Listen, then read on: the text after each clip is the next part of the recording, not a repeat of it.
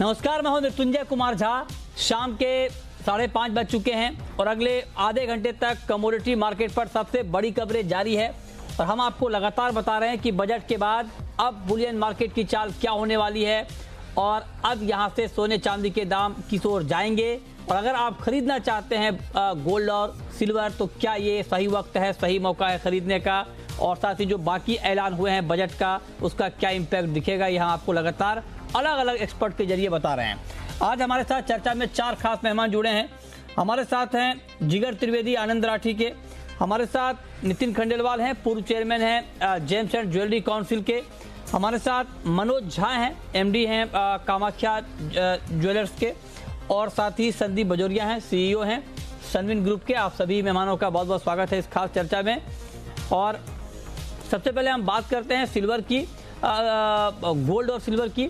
और जिस तरह का मार्केट हमने देखा है, जब बजट में इंपोर्ट ड्यूटी घटाने का ऐलान किया गया उसका बड़ा इम्पैक्ट दिखा। हालांकि कल दिन भर इंपोर्ट ड्यूटी को लेकर थोड़ा बहुत कन्फ्यूजन ये रहा कि एग्जैक्टली ड्यूटी है कितनी, लेकिन अब वो तस्वीर साफ हो गई है कि गोल्ड पर कुल जो है मिलाकर जो नेट इंपोर्ट ड्यूटी है वो मतलब सेस इंक्लूडिंग सेस वो करीब अब 11.5% है, जो पहले 12.5% थी, मतलब 2% की गिरावट हुई है। उसका इम्पैक्ट भी हमने मार्केट पर देखा है। मेरा सबसे पहला सवाल मनोज झा आपसे होगा कि क्या अब कोई कंफ्यूजन नहीं बचा है, पहला सवाल। दूसरा ये कि जितना इम्पैक्ट आना था मार्केट के ऊपर क्या आ चुका है, दाम कम हो चुके हैं उतने गोल्ड के, या कुछ और इम्पैक्ट, कुछ और कीमतों पर दबाव अभी आप देख रहे हैं? मृत्युंजय जी, पहला तो बहुत बहुत धन्यवाद आपके चैनल के थ्रू एफएम को और पूरे गवर्नमेंट को, जो बहुत सालों बाद हमारी ज्वेलरी इंडस्ट्री के लिए कुछ उन्होंने सोचा है। बहुत दिनों से तो हमारे लिए ऐसा ही था कि देयर इज ऑल बजट में कि there is no news is a good news for gem and jewellery industry, लेकिन इस बार कुछ अच्छी न्यूज के साथ आए हैं तो और हमारे लिए कुछ अच्छा भी किया है। डेफिनेटली इंपोर्ट ड्यूटी के बारे में जितने स्ट्रक्चर हैं, जितनी बातें थे वो अब क्लियर हो गया है, हर ज्वेलर को क्लियर हो गया है। जो पहले करीब 12.875% था वो अब 10.75% हो गया है ओवरऑल जो इफेक्ट है, यानी कि 2.125% अब कम हो गया है। ऐसे इंपोर्ट ड्यूटी 12.5 से 7.5 की गई है, लेकिन जो नया एग्रीकल्चर इंफ्रास्ट्रक्चर डेवलपमेंट चेस उसमें ऐड किया गया है 2.5%, प्लस SWS जो सोशल वेलफेयर सरचार्ज है वो 3% था पहले, अभी वो 10% कर दिया गया है। अच्छा। तो इन सब चीजों को लेके 2.125% कम हुआ है पहले से प्राइस, जिसका इम्पैक्ट आप समझो कि करीब 11,000 के आसपास आज के दिन में पड़ता है, 1100 पर 100 ग्राम। 1100। लेकिन अगर ये दिखता जितना बड़ा इंपोर्ट ड्यूटी कम किया गया वो उस हिसाब से प्राइस कम नहीं हुए, क्योंकि ये एग्रीकल्चर इंफ्रास्ट्रक्चर डेवलपमेंट सेस जो है वो डाल दिया गया, जिसकी खैर इतनी हाई वैल्यू गुड्स पे 2.5% की जरूरत नहीं थी। नो डाउट कुछ तो शुरुआत हुई है, कुछ पहल हुई है। जो हमारे नेबर कंट्रीज में बिजनेस चला जा रहा था वो अब थोड़ा सा कम हो जाएगा। अच्छा। लेकिन अभी भी long way to go. Government को कम ये जो सेस है वो नहीं लगाना चाहिए था, क्योंकि ये इंपोर्ट ड्यूटी कम हुई है लेकिन वो बहुत फर्क पता नहीं चल रहा है। और जो स्मगलिंग या दूसरे माल फर्क पता चलेगा ना मनोज जी, फर्क पता चलेगा, आपको नहीं चलेगा, सरकार को चलेगा ना, जब सरकार के पास रेवेन्यू आएगा सेस के जरिए, क्योंकि मकसद यही है कि एग्री के इंफ्रा पर खर्च किया जाए, तो इसलिए ये किया गया है। ठीक है, लेकिन आप कह रहे हैं कि अगर ये नहीं होता तो अच्छा होता, निश्चित तौर पर, क्योंकि हर कोई ये चाहता है कि और अच्छा अनाउंसमेंट हो उनके लिए, इसमें कोई बुरी बात नहीं। मैं आऊँगा आपके पास। और हमारे साथ नितिन खंडेलवाल भी हैं। नितिन जी, बहुत बहुत स्वागत है आपका। आप बताएं अब यहाँ से सीधा सवाल, क्योंकि मनोज जी ने बहुत ही डिटेल में बता दिया कि एग्जैक्टली कितना फर्क आ रहा है ड्यूटी के ऊपर, 2.15%, यही ना मनोज जी, 2.15% का फर्क आ रहा है, मतलब इतनी कटौती हुई है। ओके, तो अब बताएं खंडेलवाल जी कि अब यहाँ से गोल्ड का प्राइस कहाँ जाने वाला है? देखिए, गोल्ड का प्राइस जो काफी नीचे आ चुका है, 50,000 के नीचे गोल्ड की बहुत समय से लोग परचेसिंग की राह देख रहे थे। अब अगर 200-500 रुपए कम ज्यादा नीचे भी आता है तो उसकी राह न देखते हुए लोगों ने बाइंग शुरू कर देना चाहिए। और गोल्ड का प्राइस जो कि किटको से लेके वर्ल्ड की जितनी भी वेबसाइट है जो मेटल को दिखाती है वो तो बहुत एक डरावना सीन बता रही है। कोई 68,000 बता रहा है, कोई 65, कोई 60। और अगर सारे सर्कमस्टांसेस देखे जाए तो गोल्ड को मुझे लगता है कि बहुत बढ़ने के लिए स्कोप है और ये बेस्ट अपॉर्चुनिटी है बाइंग के लिए। तो बाइंग के लिए आप कह रहे हैं कि अच्छी अपॉर्चुनिटी है। कहां तक जाएगा भाव? मतलब आप ऊपर के साइड बोल रहे हैं या नीचे के साइड? सर जब खरीदेंगे तो ऊपर के बारे में पूछूंगा। हाँ, तो वो भाव जो है देखिए $2075 का जो हाई था, तो इस साल का जो प्रिडिक्शन आपके टीवी पे मैंने काफी सारे सर्वे देखे और जो हम लोग भी पढ़ते रहते सुनते रहते और जो सर्कमस्टांसेस आगे देख रहे हैं उस हिसाब से $2200 की तरफ बढ़ रहा है। मतलब अगर करेंसी का रोल बहुत बड़ा है इसमें, तो करीब 65,000 रुपए गोल्ड की मान के चल रहे इस आने वाले साल के अंदर। अच्छा, तो आप कह रहे हैं कि 65,000 तक गोल्ड का भाव जा सकता है। लेकिन मनोज झा जी, मैं आपसे एक चीज और पूछना चाहता हूं कि एक और बात कही गई है, हालांकि इसको लेकर भी काफी बात हुई है, लेकिन चूंकि आप इंडस्ट्री में लंबे समय से हैं, आपने और बारीक डिटेल में देखा होगा, ये कहा गया है कि जो गोल्ड का एक्सचेंज होगा उसका रेगुलेटर सेबी होगा। इसका क्या मतलब निकाला जाए? ये इंटरनेशनल गोल्ड एक्सचेंज के संदर्भ में है या स्पॉट गोल्ड एक्सचेंज के संदर्भ में है? और अगर इंटरनेशनल गोल्ड एक्सचेंज के संदर्भ में है, जैसा कि कुछ लोग कह रहे हैं, तो क्या इससे ये भी संकेत मिल रहे हैं क्या कि जो स्पॉट का एक्सचेंज है इंडिया का, उसका रास्ता भी साफ हुआ है? आपका टेक।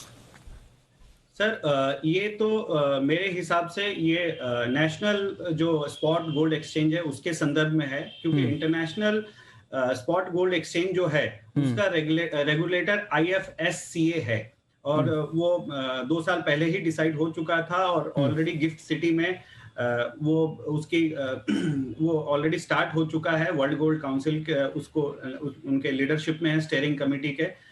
लेकिन ये जो है, ये स्पॉट एक्सचेंज जो है, ये डोमेस्टिक के बारे में है और इसमें बहुत ही कॉशियस होने की जरूरत है। बहुत सही क्वेश्चन पूछा आपने कि अगर गवर्नमेंट ने अगर इसको सही तरीके से इम्प्लीमेंट नहीं किया तो हमारे इंडिया के जो रिटेलर्स हैं उनका अगर ध्यान नहीं रखा गया तो बहुत बड़ा बिजनेस वॉश आउट हो जाएगा। नो डाउट ये ट्रांसपेरेंसी आएगी, इससे पूरे इंडिया में एक रेट आएगी, लेकिन अगर ये सही तरीके से नहीं आया और डायरेक्ट लोग एक्सचेंज से खरीदने लगे अगर गोल्ड, तो ज्वेलर्स की जरूरत कहाँ पड़ेगी फिर, और वो केवल मेकिंग करने के लिए रह जाएंगे। तो आप कह रहे हैं कि नहीं आए, मतलब गवर्नमेंट को इसको इम्प्लीमेंट करने के पहले बहुत सोचना चाहिए। तो मतलब आप ये कह रहे हैं कि स्पॉट का एक्सचेंज नहीं आना चाहिए? नहीं, आना चाहिए, लेकिन उसमें रिटेलर्स को जो है मतलब का ध्यान रखना चाहिए कि वो कैसे रिटेलर्स को अफेक्ट ना करे। अच्छा, प्राइसिंग ट्रांसपेरेंसी के लिए जरूरी है, लेकिन रिटेलर्स को ध्यान रखना बहुत जरूरी है, नहीं तो ये इंडस्ट्री में बहुत बड़ी तबाही आ जाएगी। ये बहुत बड़ी बात आपने कही है। इनफैक्ट कल भी कई ज्वेलर से हमारी बात हो रही थी और कुछ लोगों ने बहुत ही इस तरह की आशंका जताई है कि जब स्पॉट का एक्सचेंज आएगा तो लोग वहां से ही गोल्ड खरीदेंगे, तो ज्वेलरी का जो बिजनेस है उस पर बड़ा इंपैक्ट आएगा। नितिन जी, आप एग्री करते हैं क्या कि अगर स्पॉट का एक्सचेंज आएगा तो थोड़ी दिक्कत ज्वेलर को हो सकती है? आपका क्या मानना? डिफर करता हूँ, मनोज की बात से मैं डिफर करता हूँ। हम शंघाई गए थे, मनोज भी साथ में था मेरे। तब हमने वहाँ पे स्टडी करने के लिए गए थे इंटरनेशनल एक्सचेंज के लिए। क्या स्टडी सर? वहाँ पे स्टडी इंटरनेशनल एक्सचेंज के क्या नॉर्म्स है, कैसे होना चाहिए, कैसे इंप्लीमेंट हो सकता है, उसके जो अच्छे बुरे पॉइंट्स है वो सारे हम लोग सब गए थे। 5-6 ऑर्गेनाइजेशन थी उसके साथ में। अच्छा, हम गए थे। उसके बाद में गिफ्ट सिटी में एक बहुत ही इंपॉर्टेंट मीटिंग हुई। उस मीटिंग के अंदर जो सजेशन दिए उसमें ये स्पेसिफिकली ध्यान रखा गया है कि इस एक्सचेंज में जिनके पास GST नंबर है वही लोग इसमें सहभागी होंगे। मतलब इसमें कंज्यूमर जाके अपना बाइंग नहीं कर सकेगा, ये हमने सजेशन दिया है। गवर्नमेंट ने उसको एक्सेप्ट किया है, तो ऐसा कुछ होने वाला नहीं है। दूसरी बात, ये इंटरनेशनल एक्सचेंज बनने से हिंदुस्तान में बहुत बड़ा फायदा होगा। आज हम दिन में रात में जो भी रेट चलते हैं, इंटरनेशनल क्या रेट हो रहा है उस पर डिपेंड रहते हैं। इस एक्सचेंज के आने के बाद में इंडिया का जो सेकंड लार्जेस्ट कंज्यूमर है इंडिया, वो एक डिसाइडिंग फैक्टर हो जाएगा कि गोल्ड। नहीं, खंडेलवाल जी, मतलब आप क्या कह रहे हैं कि जो स्पॉट का एक्सचेंज है वो रिटेल कंज्यूमर के लिए नहीं होगा?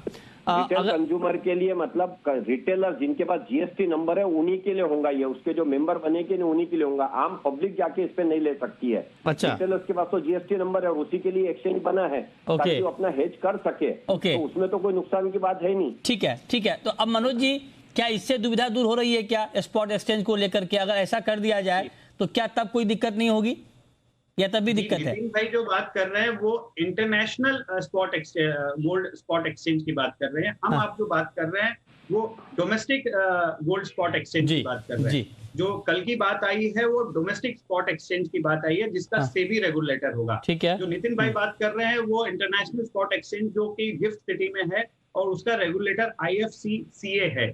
तो दोनों के चीजों में फर्क है। नितिन भाई की बात सही है। अगर वो केवल जीएसटी जिनका हो, अगर वही उसमें रजिस्टर कर सकें तब तो ठीक है, तब कोई दिक्कत लेकिन जब अगर एंड कस्टमर उसमें रजिस्टर करके गोल्ड अगर खरीदने जाएंगे तो बहुत बड़ा तकलीफ आ सकता है हमारे इंडस्ट्री को, और इसके ऊपर डेफिनेटली गवर्नमेंट को सोचना जी। चलिए, बहुत शुक्रिया मनोज जी आपका, नितिन जी आपका, हमारे साथ जुड़ने के लिए, इन दोनों खबरों पर डिटेल में अपनी राय देने के लिए। बिल्कुल संक्षेप में जिगर त्रिवेदी जी, आज अगर गोल्ड और सिल्वर में ट्रेड करना हो, सोने चांदी में, तो आज की इस गिरावट पर क्या करें संक्षेप में सर? गुड इवनिंग मृत्युंजय, मुझे लग रहा है गोल्ड में करंट लेवल पे एक बार बिकवाली कर सकते हैं। 48,200 का भी अगर प्राइस मिलता है, one should go short. 48,350 stop loss, 47,900 is target. Silver में जब हमारा कॉल दिया था 71,000 पे, उसके बाद काफी शार्प सेल ऑफ आया है, टारगेट भी अचीव हो चुका है 70,400। मैं ये टारगेट एक्सटेंड करना चाहूंगा, 69,000 भी आ सकता है इवनिंग सेशन में। For that trade keep a stop near 70,600। ठीक है, अब हम बात करते हैं एडिबल ऑयल की। और खाने के तेल पर इंपोर्ट ड्यूटी में बदलाव हुआ है, और कुल मिलाकर, मतलब वैसे तो आंकड़ों में अगर मैं आपको डिटेल में बताऊंगा तो वो थोड़ी सी दिक्कत होगी आपको समझने में। कुल मिलाकर आप ये समझिए कि क्रूड पाम तेल का इंपोर्ट अब 5.5% महंगा होगा पहले के मुकाबले, और सोया तेल और सूरजमुखी तेल पर इंपोर्ट ड्यूटी में कोई बदलाव नहीं हुआ है नेट नेट, ये आप समझ लीजिए। ये 2 लाइन की खबर है। इस पर बातचीत करने के लिए हमारे साथ संदीप बजोरिया हैं, सन्नी ग्रुप के सीईओ हैं, ऑयल मार्केट के बड़े जानकार हैं। संदीप जी, बहुत बहुत स्वागत है आपका। बताएं सर, जो मैंने 2 लाइन में बताई यही खबर है ना कि पाम तेल का इंपोर्ट 5.5% महंगा होगा, क्रूड पाम तेल का, उस पर 5.5% ड्यूटी अब ज़्यादा होगी, सेस और बाकी चीज़ों को लगा के, और बाकी सोया ऑयल और सूरजमुखी ऑयल के इंपोर्ट पर ड्यूटी में कोई बदलाव नहीं हुआ है net net. Yes Mahendra ji, एकदम सही बोला आपने। नेट सिचुएशन यही है, 5.5% इंपोर्ट ड्यूटी बढ़ गई है क्रूड पाम ऑयल के इंपोर्ट पे, और सोया सनफ्लावर ड्यूटी वही है। लेकिन इसको हम जरा बारीक नजरे से देखें तो फर्क ये हुआ है कि बेसिक ड्यूटी गवर्नमेंट ने 15% कर दी है, क्रूड पाम की भी, सोया की भी, सनफ्लावर की भी। और उसपे एग्रीकल्चर इंफ्रास्ट्रक्चर डेवलपमेंट सेस जो लगाया है वो क्रूड पाम पे 17.5 का लगाया है, और 20% का लगाया है सोयाबीन और सनफ्लावर पे। एडिबल ऑयल सेक्टर से गवर्नमेंट को करीबन आप समझिए 30 से 35 हजार करोड़ की इनकम होती थी कस्टम ड्यूटी से। और अभी इसको 2 पार्ट में डिवाइड करने से एग्रीकल्चर डेवलपमेंट सेस जो है वो हमारे हिसाब से करीबन 17 साढ़े 17 हजार करोड़ होगा, और बाकी की इंपोर्ट ड्यूटी हो जाएगी। बिल्कुल। अब ये 17 साढ़े 17 हजार करोड़ का जो गवर्नमेंट के पास पैसा आएगा वो सेंट्रल गवर्नमेंट की ओन किटी में जाएगा, वो सेस को उनको स्टेट से शेयर नहीं करना पड़ेगा। बिल्कुल। जो इंपोर्ट ड्यूटी होती है वो इंपोर्ट ड्यूटी को सेंटर को 42% शेयर जो है वो स्टेट्स को देना पड़ता है। राइट। तो अभी ये 17,000 करोड़ रुपया सेंटर के सीधा हाथ में आ जाएगा, जो एग्रीकल्चर इंफ्रास्ट्रक्चर डेवलपमेंट में यूज कर सकती है। और हम ये होपफुल है कि जब oil seed and oil development की जो बात कर रहे हैं, किसानों को प्रोत्साहित करने के लिए कि ज्यादा ऑयल सीड की फसल बनाए और एरिया डाइवर्सिफाई करे, राइस और व्हीट से ऑयल सीड में, स्पेशली पंजाब और हरियाणा में। अब गवर्नमेंट के पास, सेंट्रल गवर्नमेंट के पास ये पैसा आ गया है जिसको सेंट्रल गवर्नमेंट इफेक्टिवली यूज कर सकती है, फार्मर को इंसेंटिवाइज करने में, पर एकड़ कोई सब्सिडी देने में, 8-10 हजार का इंसेंटिव देने में पर हेक्टर कि भैया आप डाइवर्सिफाई करोगे व्हीट और राइस से ऑयल सीड में, तो आपको 10,000 रुपया पर हेक्टर मिलेगा एज ए सब्सिडी, और आपको दूसरा सपोर्ट मिलेगा। तो ये सब बातें अभी पॉसिबल हो सकती है। तो ये गवर्नमेंट ने बड़ा स्मार्ट मूव किया है। और एक और बात मृत्युंजय जी बड़ी ध्यान वाली बात है, ये एग्रीकल्चर सेस जो लगा है ये इंडिया के टॉप 5 इंपोर्ट आइटम्स पे लग गया है। जैसे क्रूड पेट्रोलियम हमारी नंबर 1 आइटम है, गोल्ड सिल्वर हमारी नंबर 2 आइटम है, एडिबल ऑयल हमारी नंबर 3 आइटम है, पल्सेस हमारे नंबर 4 आइटम है। तो ये चारों पांचों जो इंडिया की टॉप इंपोर्ट आइटम पे इस पे सेस लग गया है। मेरे एक रफ कैलकुलेशन के हिसाब से गवर्नमेंट को एडिबल ऑयल सेक्टर से 17,000 करोड़ और दूसरे सेक्टर से करीबन 33,000 करोड़, ऐसा करके 50,000 करोड़ सेंट्रल गवर्नमेंट के पास में एग्रीकल्चर इंफ्रास्ट्रक्चर सेस करके आ जाएगा। आपने सर बहुत बढ़िया से समझाया कि सेस से कितना पैसा आएगा, कितनी रकम आएगी, उसका इस्तेमाल कहाँ पर हो सकता है। लेकिन एक चीज आप और बताएं कि पहले बहुत चर्चा हुई थी कि सोया तेल पर इंपोर्ट ड्यूटी पहले चर्चा हुई कि कम हो जाएगी, बाद में फिर हमने बताया कि नहीं हो रही है कम, और नहीं हुई भी, बजट में मुहर भी लग गई। तो अब सर आप ये बताएं कि यहाँ से खाने के तेल के दाम बढ़ेंगे या फिर नहीं बढ़ेंगे? जो इम्पैक्ट आना था आ चुका है, क्या कहेंगे आप? मृत्युंजय जी, खाने के तेल के दाम दिसंबर में बहुत तेजी से बढ़े थे। दिसंबर में हमने देखा करीबन 5 दिसंबर से 5 जनवरी के बीच में खाने के तेल के दाम करीबन आप समझिए 15 रुपए किलो बढ़ गए थे, और 5 जनवरी से 26 जनवरी के बीच में वो दाम करीबन 13 रुपए किलो कम हो गए थे। 13 से 15 रुपए किलो कम हो गए थे। अब बजट के बाद में इस सिचुएशन में थोड़ा मार्केट में डेफिनेटली दाम बढ़ेंगे, क्योंकि इंपोर्ट ड्यूटी बढ़ी है पाम पे। लेकिन ये जो बढ़ावा रहेगा, और इंटरनेशनल मार्केट में भी जो थोड़ा बहुत टाइटनेस है वो फरवरी मार्च तक है। अप्रैल ऑनवर्ड से इंटरनेशनल मार्केट में भी सप्लाई बहुत इजी हो रहा है, पाम में प्रोडक्शन बढ़ रहा है, सोयाबीन का भी प्रोडक्शन साउथ अमेरिका में बढ़ेगा। सो हमने आप जैसे हर समय सवाल पूछते थे कि कंज्यूमर को राहत कब मिलेगी, तो कंज्यूमर को राहत थोड़ी बहुत तो मिल चुकी है, और एडिशनल राहत मिलेगी अप्रैल के बाद, अप्रैल ऑनवर्ड से कंटिन्यूस मिलती रहेगी। फिर पूरा 2021 कंज्यूमर को रीजनेबल तेल मिलता ही रहेगा। जी बहुत बहुत शुक्रिया बजोरिया जी आपका डिटेल में बताने के लिए कि जो ऑयल पर फैसला हुआ है वो कैसा फैसला है और उसका क्या इम्पैक्ट अभी और दिखेगा। आखिरी सवाल जिगर त्रिवेदी जी आपसे, शाम के कारोबार में क्रूड में क्या किया जाए? बहुत तेजी हमने देखी है, क्या और तेजी बढ़ेगी? जी बिल्कुल मृत्युंजय, मुझे लग रहा है क्रूड ऑयल फरवरी 3980 के आसपास मिलता है, one should go long, and 3940 stop loss को रख के 4100 के टारगेट के लिए यहाँ पे खरीदारी कर सकते हैं। चलिए बहुत शुक्रिया जिगर त्रिवेदी जी आपका भी हमारे साथ जुड़ने के लिए।